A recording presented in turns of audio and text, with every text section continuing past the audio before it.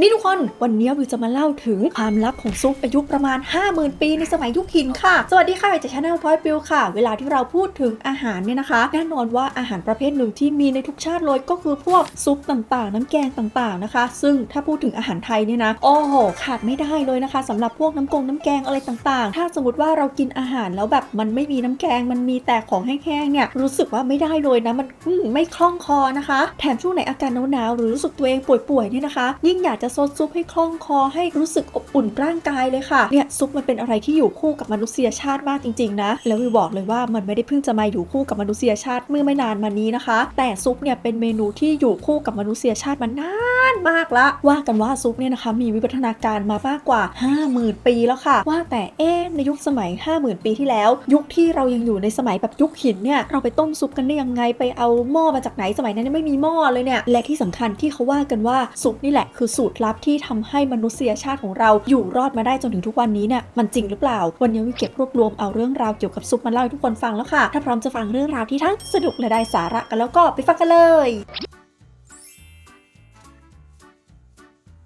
ย้อนกลับไปราวๆประมาณ 700,000 ถึง 1 ล้านปีที่แล้วนะคะใช่บอกว่าจะพูดถึง 50,000 แต่ว่าขอเริ่มจาก 700,000 ถึง 1 ล้านปีที่แล้วเลยเนี่ยนะมนุษย์เราเนี่ยเริ่มรู้จักการใช้ไฟเป็นครั้งแรกในแง่ของการปรุงอาหารเนี่ยนะเราพูดกันมาหลายรอบแล้วว่าการค้นพบไฟเนี่ยเป็นส่วนหนึ่งที่สำคัญมากๆของการเปลี่ยนแปลงของมนุษยชาตินะคะเพราะมันคือการทำให้มนุษย์เราเนี่ยสามารถย่อยอาหารได้ง่ายขึ้นจากเดิมต้องไปกินของดิบกว่าจะย่อยกว่าจะอะไรพอใช้ไฟช่วยย่อยง่ายขึ้นเยอะได้พลังงานอย่างรวดเร็วแถมยังช่วยฆ่าเชื้อโรคอีกซึ่งในยุคแรกๆวิธีที่ง่ายที่สุดที่มนุษย์ทำอาหารกับไฟก็คือการย่างนั่นแหละแต่การย่างเนี่ยนะคะในเนื้อมันก็มีไขมันมันก็มาจะละลายหยดติ้งหายไปจากการเผาไฟซึ่งจริงๆแล้วไขมันพวกนี้มันคือส่วนสำคัญนะคะที่จะทำให้มนุษย์ยุคหินสมัยนั้นน่ะมีพลังงานมากคือทุกวันนี้เราอาจจะไม่ค่อยอยากได้ไขมันซะเท่าไหร่แต่อย่าลืมว่าสมัยนู้นอาหารหายากเขาไม่ได้กินอาหารครบ3 มื้อต่อวันแบบวันนี้อาจจะแบบ1 วัน 2 วันหรือ3 วันได้กินทีนึงนะเพราะว่ากว่าจะไปล่าสัตว์มาได้กว่าจะอะไรเสียไขมันไปฟรีๆโอ้โหน่าเสียดายมากๆนี่ยังไม่นับรวมพวกสารอาหารต่างๆที่อยู่ในไขกระดูกของสัตว์สมัยนั้นอีกนะเอาไปเผาไฟเอาไปอะไรหายหมดไม่ได้กินนะคะต่อให้มนุษย์เราค้นพบไฟมาตั้งแต่ 700,000 ถึง 1 ล้านปีก่อนแล้วเนี่ยนะมันกลายเป็นคอขวดทางโภชนาการของมนุษย์มาเป็นแสนปีเลยนะค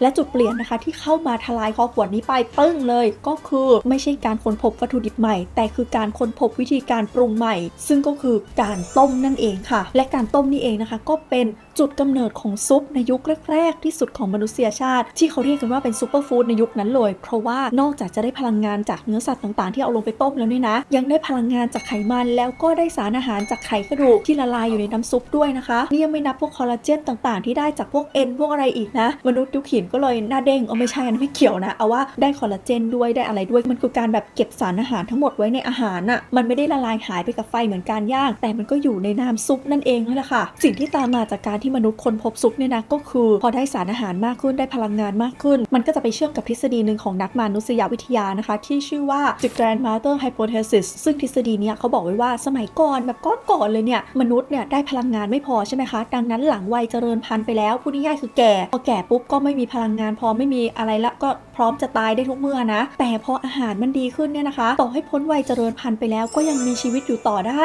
พออยู่ต่อไปได้เนี่ยแต่ตัวเองไม่มีลูกก็มีเวลาเหลือไงสามารถมาช่วยพวกวัยเจริญพันธุ์ทั้งหลายที่เพิ่งมีลูกเลี้ยงลูกได้นะคะมันก็เป็นการสนับสนุนให้พวกวัยเจริญพันธุ์เนี่ยสามารถมีลูกเพิ่มได้อีกและสิ่งนี้ค่ะทำให้อัตราการรอดชีวิตและการสืบต่อเผ่าพันธุ์ของมนุษย์ยุคแรกๆเนี่ยนะคะเพิ่มมากขึ้นเยอะเลยก็เพราะว่ามนุษย์เนี่ยได้รับพลังงานได้รับสารอาหารมากขึ้นสุขภาพดีขึ้นจนทำให้อายุยืนยาวขึ้นนี่แหละทีนี้ถามว่าซุปเกี่ยวยังไงนอกจากเรื่องของพลังงานกับสารอาหารเขาบอกว่าก็เพราะซุปแบบมันกินง่ายมันไม่เหมือนกับเนื้อย่างที่พอฟันร่วงหมดปากปุ๊บก็กินไม่ได้สารอาหารไม่พอพร้อมตายละนึกภาพมนุษย์ยุคหินที่ไม่ได้มีหมอมาทำฟันไม่ได้มีเครื่องบดอาหารไม่ได้มีอะไรกินไม่ได้แล้วทำยังไงก็ขาดสารอาหารก็ตุยไปไงแต่พอมันมีซุปเกิดขึ้นนี่คือสิ่งที่ต่อให้ฟันคุณร่วงหมดปากแล้วคุณก็ยังซดได้ยังได้รับสารอาหารอยู่แถมยังมีคุณค่าทางโภชนาการสูงอีกก็เลยสามารถดำรงชีวิตอยู่ได้มีชีวิตยืนยาวมาช่วยเลี้ยงหลานนั่นแหละแถมพวกเด็กน้อยทั้งหลายที่กำลังโตที่ยังแบบว่าเคี้ยวเนื้อย่างไม่ค่อยไหวก็สามารถกินซุปได้อีกนะคะที่เนี่ยเห็นไหมการค้นพบซุปของมนุษย์เนี่ยมันช่วยในการดำรงเผ่าพันธุ์เรามากๆเลยสมมติฐานนี้เนี่ยนะคะก็ เลยเป็นสิ่งที่เขาเอามาสันนิษฐานกันค่ะว่านี่แหละคือสาเหตุที่ทำให้โฮโมเซเปียนเนี่ยสามารถมีชีวิตรอดอยู่ได้แล้วก็สามารถขยายเผ่าพันธุ์ได้แบบก้าวกระโดดเลยนะคะดังนั้นการค้นพบการต้มสมัยนั้นน่ะมันเลยเป็นสูตรลับที่ไม่ใช่แค่ว่าอ๋อฉันมีอาหารเพิ่มขึ้นอีกชนิดแล้วจ้าอร่อยจังเลยเมนูใหม่ไม่ใช่มันคือกุญแจที่ทำให้มนุษย์เนี่ยสามารถขยายเผ่าพันธุ์ได้แบบที่ไม่เคยทำได้มาก่อนค่ะคำถามที่น่าสนใจก็คือแล้วในยุคที่ยังไม่มีหม้อไม่มีไหเนี่ยเขาใช้อะไรต้มซุปเพราะถ้าเราคิดตามตรรกะเนี่ยนะคะเวลาที่เราสร้างเครื่องมืออะไรสักอย่างขึ้นมาเนี่ยเหมือนเราจะต้องทำอะไรบางอย่างขึ้นมาก่อนแล้วรู้สึกว่าเครื่องมือที่เรามีเนี่ยมันไม่พอทำสิ่งนั้นยากจังเลยเราค่อยไปผลิตเครื่องมือที่เหมาะกับสิ่งนั้นๆที่เราต้องการใช่ไหมเช่นสมมติในไทยเรากินเครปอย่างเงี้ยสมัยวิวเด็กๆเครปเนี่ยยังใช้เป็นไม้พายแล้วก็ปาดไปบนเตาเครปอยู่เลยใช่ไหมคะแล้วปาดมาสักพักนึงเขารู้สึกว่ายากมันถึงเริ่มมีคนไปผลิตว่าเฮ้ยที่ปาดเครปเป็นแบบโครงเหล็กมาเอาอันนี้หมุนอันนั้นอันนู้นอันนี้ให้มันง่ายขึ้นสำเร็จรูปขึ้นดังนั้นมันต้องมีเมนูซุปเกิดขึ้นก่อนแล้วค่อยมีคนบอกว่าไอสิ่งที่ใช้ทำซุปเนี่ยมันทำยากจังเลยผลิตหม้อผลิตไหผลิตอะไรมาต้มซุปดีกว่าหนึ่งในทฤษฎีที่ได้รับการยอมรับกันนะคะว่านี่แหละสมัยโบราณก่อนจะมีหม้อมีไหเขาใช้สิ่งนี้ต้มซุปก็คือวิธีการต้มด้วยหินร้อนหรือว่า stone boiling ค่ะวิธีทำตามทฤษฎีเนี่ยนะเขาบอกว่าคนสมัยโบราณเนี่ยจะขุดดินลงไปเสร็จแล้วก็เอาพวกหนังสัตว์เนี่ยรองในดินแล้วเสร็จแล้วก็เติมน้ำเติมวัตถุดิบให้เรียบร้อยนะคะหลังจากนั้นเอาหินเนี่ยไปเผาไฟจนร้อนแล้วก็เอาหินเนี่ยโยนลงไปในรูนั้นเลยเท่านั้นแหละความร้อนของหินก็จะทำให้น้ำเดือดทำให้ซุปเนี่ยสุกนะคะเขาก็ได้ซุปมากินละซึ่งนักโบราณคดีเนี่ยสันนิษฐานว่าเขาน่าจะใช้วิธีนี้กันตั้งแต่ช่วงประมาณ 50,000 ถึง 30,000 ปีที่แล้วหลักฐานก็คือเขาไปเจอพวกหินแตกไฟค่ะคือหินที่ผ่านความร้อนสูงจนมันแตกซึ่งไม่ใช่ว่าหินทั่วไปเนี่ยผ่านความร้อนแบบโดนไฟป่าเผาอะไรแล้วมันจะแตกได้แบบนั้นมันต้องเป็นหินที่ความร้อนสูงแล้วโดนโยนลงไปในน้ำเย็นปึ้งมันถึงจะแตกออกนะคะเหมือนเราน็อกน้ำเย็นนักโบราณคดีเขาก็เลยสันนิษฐานว่านี่แหละไอ้ที่โยนลงไปคือโยนลงไปในน้ำเพื่อต้มซุปแน่ๆอย่างไรก็ตามค่ะนี่ไม่ใช่ทฤษฎีเดียวนะคะก็มีคนตั้งทฤษฎีอีกบอกว่าใช่หรอกอาจจะเป็นการเผาบนไฟโดยตรงเลยคือเอาพวกภาชนะที่ทนไฟได้อย่างพวกหนังสัตว์พวกกระเพาะสัตว์พวกไม้เบิร์ชอย่างเงี้ยเอาน้ำใส่เข้าไปเนื้อสัตว์ใส่เข้าไปแล้วก็วางเหนือไฟเผาโดยตรงเลยนะคะซึ่งตามทฤษฎีวิทยาศาสตร์เนี่ยถ้าสมมติว่ามันมีน้ำอยู่ข้างในมันก็จะไม่ไหม้อาจจะเกรียมแต่ว่าไม่ทะลุนะคะเพราะว่าน้ำช่วยดูดซับพลังงานความร้อนแล้วก็รักษาอุณหภูมิจุดเดือดเนี่ยให้อยู่ข้างในนะคะแต่ใดๆก็ตามถ้าเขาใช้วิธีนี้มันก็ไม่ได้เหลือหลักฐานมาให้เราเห็นจนปัจจุบันไงเพราะว่าสมมติว่าเขาใช้วิธีนี้จริงมันก็คงย่อยสลายไปตามธรรมชาติหมดแล้วค่ะดังนั้นทุกวันนี้เราก็ได้แต่สันนิษฐานกันต่อไปนะคะจนกว่าจะเจอหลักฐานเพิ่มเติมค่ะแต่เรารู้แหละว่ามนุษย์กินซุปมานานละแล้วเราก็รู้ด้วยว่าหลังจากนั้นเนี่ยนะคะมนุษย์ก็วิวัฒนาการต่อจากเดิมที่เราเร่ร่อนไล่ล่าหาเก็บไปตามที่ต่างๆเราเริ่มมีการตั้งถิ่นฐานแน่นอนว่าเราก็เริ่มมีการประดิษฐ์เครื่องใช้ในชีวิตประจำวันมากขึ้นมีมีมีดมีขวานมีหัวลูกศรมีอะไรหนึ่งในนั้นนะคะสิ่งที่มนุษย์เราประดิษฐ์แรกๆแล้วก็ประดิษฐ์กันหลายอารยธรรมมากนะคะก็คือภาชนะดินเผาที่มีลักษณะเป็นหม้อค่ะหลักฐานเก่าแก่ที่สุดเนี่ยเราเจอที่จีนเก่าประมาณแบบ 20,000 ปีนะคะซึ่งการมีหม้อดินเผาเนี่ยแปลว่ามนุษย์เรามีภาชนะที่สามารถทนไฟได้โดยตรงแล้วและที่สำคัญสามารถกักเก็บควบคุมความร้อนได้ดีดังนั้นเทคนิคการปรุงอาหารก็เลยอัปเกรดขึ้นไปอีกเลเวลนึงค่ะจากเดิมแค่ต้มให้สุกเฉยๆตอนนี้เราสามารถเคี่ยวเป็นระยะเวลานานได้ละซึ่งพอเราเคี่ยวได้เนี่ยมันก็สามารถดึงสารอาหารออกมาได้มากขึ้นสามารถปรับปรุงรสชาติได้ดียิ่งขึ้นหลังจากนั้นก็บันเทิงเลยค่ะมนุษย์ก็วิวัฒนาการต่อไปซุปก็วิวัฒนาการตามมนุษย์ไปได้ด้วยซึ่งเขาบอกว่าซุปเนี่ยนะวิวัฒนาการแบ่งออกเป็นได้ทั้งหมด2สายด้วยกันนะคะสายแรกนี่คือพวกซุปข้นซึ่งวิวัฒนาการมาจากยุคหินโดยตรงเลยจุดมุ่งหมายหลักเลยคือใครกินซุปข้นๆเข้าไปเนี่ยนะจะเพิ่มพลังงานแล้วก็อิ่มนะคะซึ่งเทคนิคสำคัญเลยนะก็คื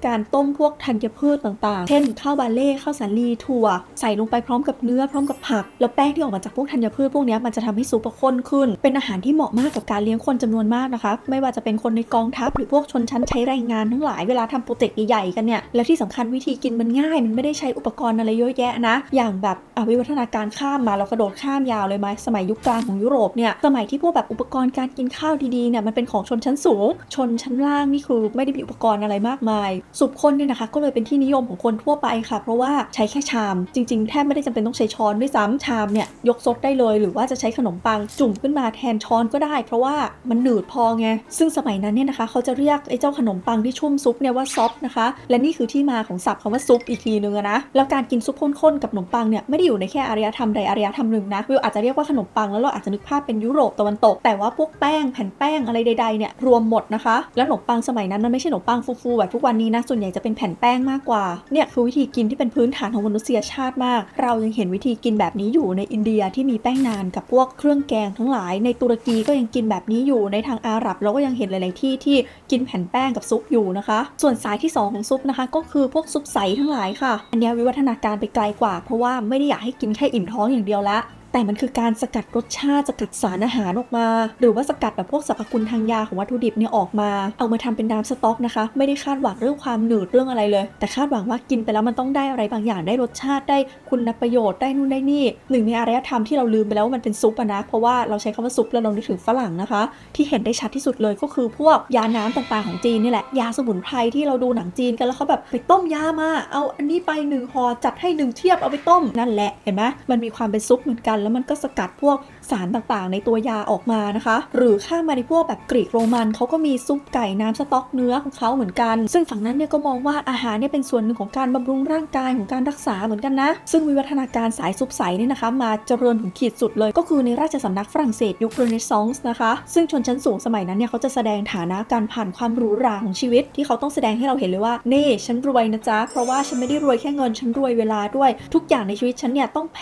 งและต้องเป็นแพงแบบใช้เวลาเยอะในการทำเพราะว่าต้องพิถีพิถันถึงขีดสุดฉันว่างและฉันรวยพอที่จะจ้างคนมาเสียเวลาแทนฉันได้ด้วยและนี่นะคะคือจุดกำเนิดของกงซูเม่ซึ่งเป็นซุปใสสุดหรูของฝรั่งเศสค่ะมันคือการนำซุปใสเนี่ยมาผ่านกระบวนการซับซ้อนมากๆเพื่อดักจับตะกอนดักจับอนูไขมันทุกอย่างออกไปให้มันเหลือซุปใสเหมือนคริสตัลเลยนะคะแต่รสชาตินี่คือเข้มข้นถึงอนูทุกหยดเลยนี่แหละคือสิ่งที่ทำให้เราได้เห็นว่าอ๋อในอีกทางนึงเนี่ยอาหารหรือว่าตัวซุปเนี่ยก็วิวัฒนาการไปจากแบบว่ากินเพื่ออยู่รอดเฉยๆกินเพื่ออยู่เฉยๆกลายเป็นอยู่เพื่อกินและเป็นอาหารที่แสดงถึงความหรูหราถึงชนชั้นทางสังคมอย่างไรก็ตามค่ะเมื่อโลกของเราก้าวเข้าสู่ยุคปฏิวัติอุตสาหกรรมในช่วงศตวรรษที่ 18-19 เนี่ยประชากรส่วนมากก็มีพฤติกรรมที่เปลี่ยนไปเพราะว่าผู้คนในชนบทเนี่ยเขาก็ย้ายถิ่นที่อยู่จากแถบชนบทเข้ามาอยู่ในเมืองกันมาทำงานในโรงงานกันจากเดิมเนี่ยอาจจะเป็นพวกชนชั้นแรงงานมีเวลาน้อยใช้แรงงานหนักแต่ก็ยังพอมีเวลานึกภาพแบบชาวไร่ชาวนาทั้งหลายอย่างน้อยก็ยังมีเวลาที่แบบว่ายังพอทำอาหารเองได้อะไรได้แต่สำหรับสังคมโรงงานยุคปฏิวัติอุตสาหกรรมไม่ใช่แบบนั้นนะคะพื้นที่ก็ไม่ใช่แบบนั้นและย้ายเข้ามาอยู่ในเมืองห้องอาจจะเล็กมากอาจจะไม่ได้แบบสามารถมีครัวมีอะไรจริงจังได้แล้วนะดังนั้นพฤติกรรมการกินอาหารของคนก็เปลี่ยนไปค่ะคนเริ่มต้องการอาหารที่ทั้งเร็วทั้งถูกทั้งเก็บได้นานสิ่งที่เข้ามาตอบโจทย์นี้ก็คือซุปแบบเข้มข้นนี่แหละซึ่งไม่ใช่ซุปข้นแบบสมัยยุคกลางเดียวและเพราะอันนั้นคื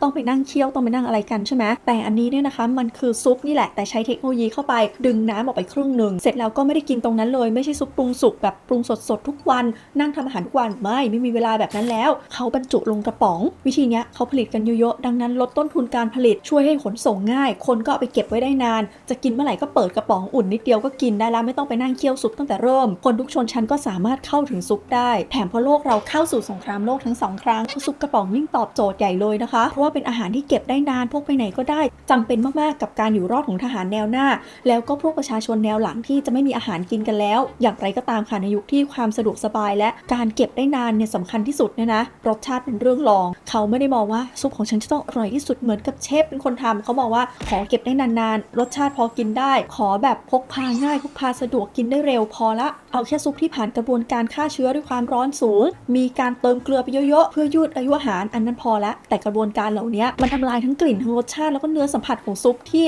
ปรุงสุกใหม่ๆไปหมดเลยนะคะมาถึงปัจจุบันนี้เนี่ยนะต้องบอกว่านวัตกรรมการแปรรูปซุปนี่ก็ยังมีอยู่นะคะแล้ววิถีชีวิตพวกเราก็อาจจะบอกว่าเร่งรีบขึ้นก็อาจจะใช่ด้วยนะแต่ที่แน่ๆต่อให้เร่งรีบขึ้นแต่พวกเราไม่ได้อยู่ในยุคสงครามแบบสงครามขนาดสมัยนั้นแล้วไงดังนั้นนะคะต่อให้รีบเราก็ยังใส่ใจเรื่องของรสชาติและที่สำคัญใส่ใจเรื่องประโยชน์มากขึ้นด้วยโดยเฉพาะเวลาที่เราได้แบบไปนึกถึงความทรงจำของซุปรสมือแม่รสมือสมัยเราเด็กๆนะคะนึกภาพเวลาที่เราได้ซดซุปหอมๆร้อนๆอร่อยๆโอ้คือแค่คิดก็อยากแล้วเพราะว่าทั้งอร่อยทั้งได้ประโยชน์แบบเต็มที่นะคะแต่จะให้ทุกวันนี้อยู่มานั่งเคี่ยวซุปทุกวันก็ไม่ไหวเหมือนกันนะคะไม่อย่างนั้นทุกคนน่าจะไม่มีวิดีโอที่ดูอ่ะคือถามว่ามีคนทำได้ไหมคงมีแหละแต่มันไม่ใช่ทุกคนที่มีเวลาและมีความสามารถมากขนาดนั้นแล้วนะคะคำถามคือทำยังไงที่เราจะไม่ต้องไปร้านอาหารแต่ว่าเราได้ซดซุปร้อนๆอร่อยๆแล้วก็ยังมีคุณค่าเต็มเปี่ยมแต่ว่ายังใช้เวลารวดเร็วอยู่บอกเลยว่าไม่ต้องห่วงค่ะวันนี้ก็มีของดีมากมาแนะนำทุกคนนี่เลยซุปน้ำฟ้าไทยนะคะน้ำซุปเจนใหม่ที่ทำให้เราได้ซดซุปกระดูกหมูเคี่ยวจริงๆแบบพร้อมใน3วินาทีเท่านั้นค่ะแล้ววิวบอกเลยว่าซุปน้ำฟ้าไทยเนี่ยนะตอบโจทย์แบบในทุกด้านของวิถีชีวิตเราทุกวันนี้เลยค่ะคำว่าซุปน้ำเจนใหม่เนี่ยชื่อเขาบอกอยู่แล้วนะคะว่าเป็นน้ำก็จะแตกต่างจากซุปก้อนในอดีตเพราะว่านี่คือน้ำซุปเข้มข้นนะคะที่เหมือนหัวเชื้อน้ำซุป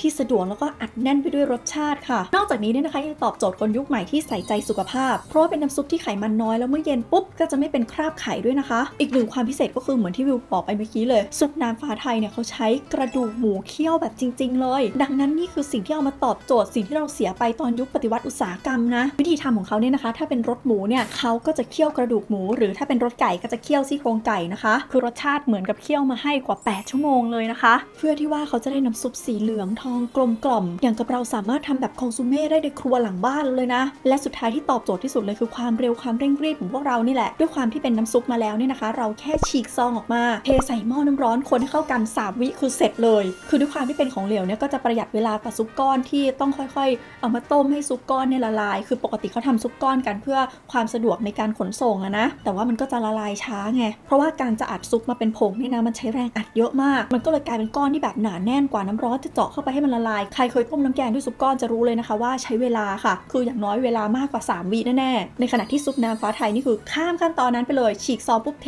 ปั๊บ3วิได้เลยตอบโจทย์ด้านเวลาสุดๆเลยทุกคนแล้วอีกอย่างหนึ่งที่ส่วนตัววิวรู้สึกว่าสะดวกมากคือซุปน้ำฟ้าไทยเนี่ยข้างในเขาทำเป็นซ